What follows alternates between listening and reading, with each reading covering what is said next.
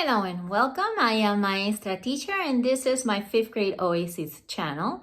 I've been a teacher for more than 20 years and I've taught gen ed and bilingual classes as well. In today's video, I would like to share with you some tips on how to handle parent-teacher conferences or parent-teacher relations in general throughout the school year. If you are a new teacher or new to 5th grade, know that sometimes working with parents as a team can be an easy and pleasant job, but sometimes it could be hard. Parents are a key component in the academic development of children.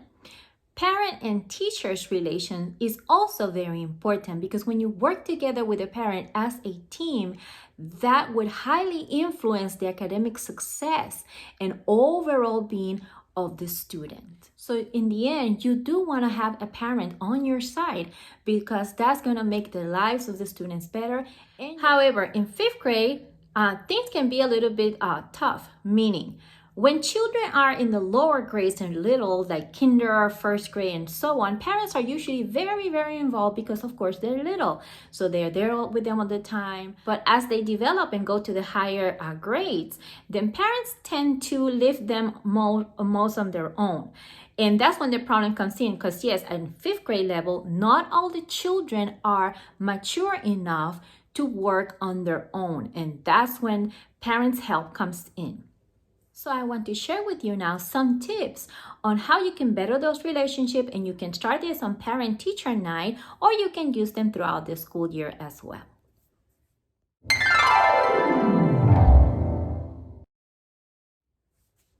Number one is to, of course, have a welcoming environment in your classroom. And I say this not only as a teacher, but as a parent as well, because as a parent, when I had parent-teacher conference, I would look around my child's teacher's classroom. I want to see the environment there. So not only for parent-teacher night, your classroom should be a welcoming environment.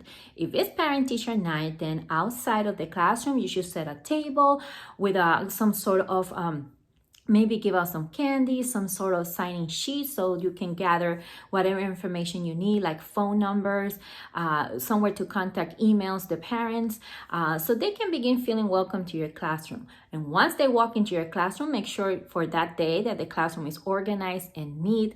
I know it's hard, but you can do it. Make sure if this happens at the beginning of the school year, that your walls are already set up so that your classroom looks good, because the parents is the first impression and you want to make a good first impression.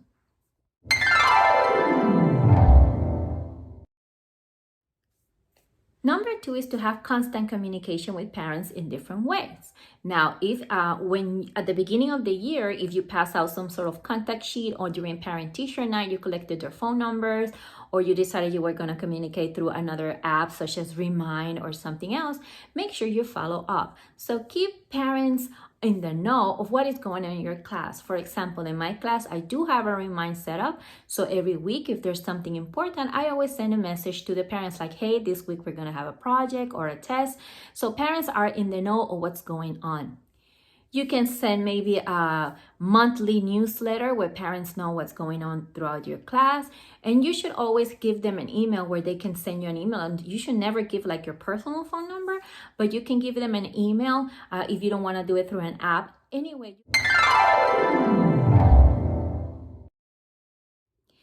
Number three, it comes with organizing student work, and that has to do with parent-teacher night especially. Parent-teacher night is the night where the parents come to see how the kids are doing. Now, this is a little bit tricky because sometimes parent-teacher nights only last a few hours. And if you are a teacher like me that I have over 60 students, how are you organizing all that time? Well, first of all, not all the parents will show up.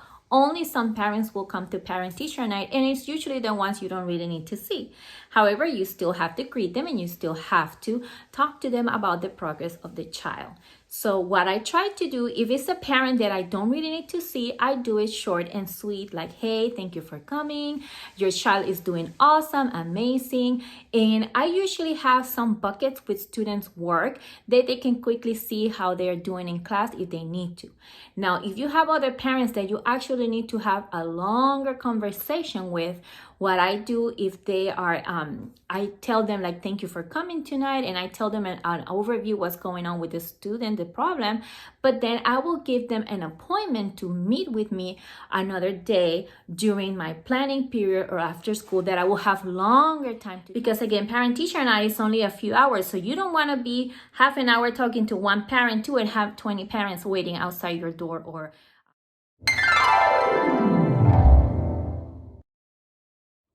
the next tip is, of course, to be patient. Parents have their own personalities, and some parents treat the kids at home like they're queens and kings. Their child never do anything wrong. So you have to take things carefully with some of the parents. And yes, you will have parents that are awesome. They're your best friends.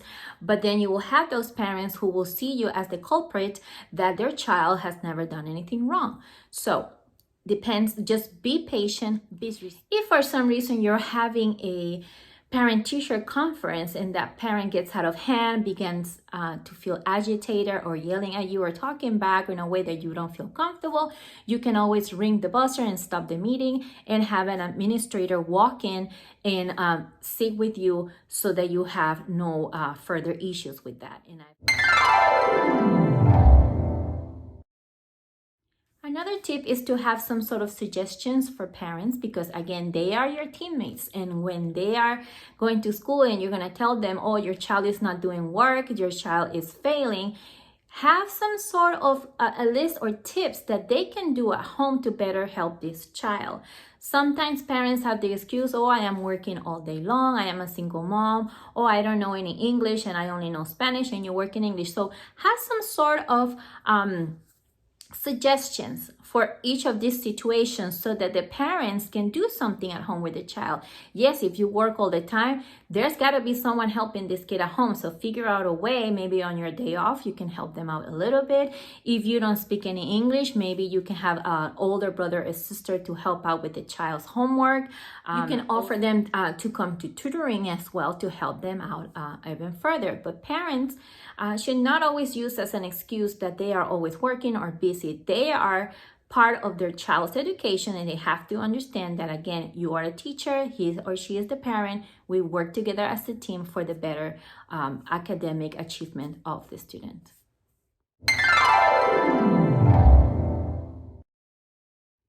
Another tip possible is that to have the child present when you're having parent-teacher conferences.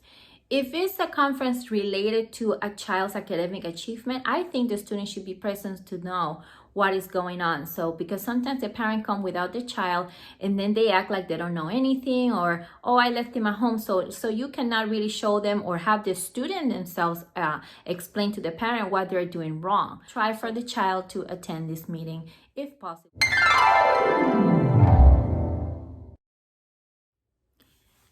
Another tip is to send a thank you note after either parent-teacher night or after every parent-teacher conference that you may have throughout the year. You can be kind enough to send some sort of a thank you note, thank you card, so the parents know that you care and that you're grateful that they are involved in this process.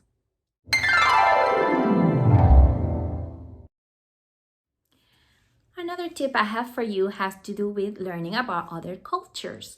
Maybe you are a teacher and you have students that are from other countries, they're Hispanic students, or maybe they're Arab students, or somebody from another country that is coming out of the United States. It would be nice and kind to learn a little bit of the culture of these students. So maybe you can say something nice in their language, maybe one or two words such as thank you for your help, something like that. It makes the students feel welcome, and it makes the parent feel welcome. And believe me, they'll go the extra mile to help you in whatever you need.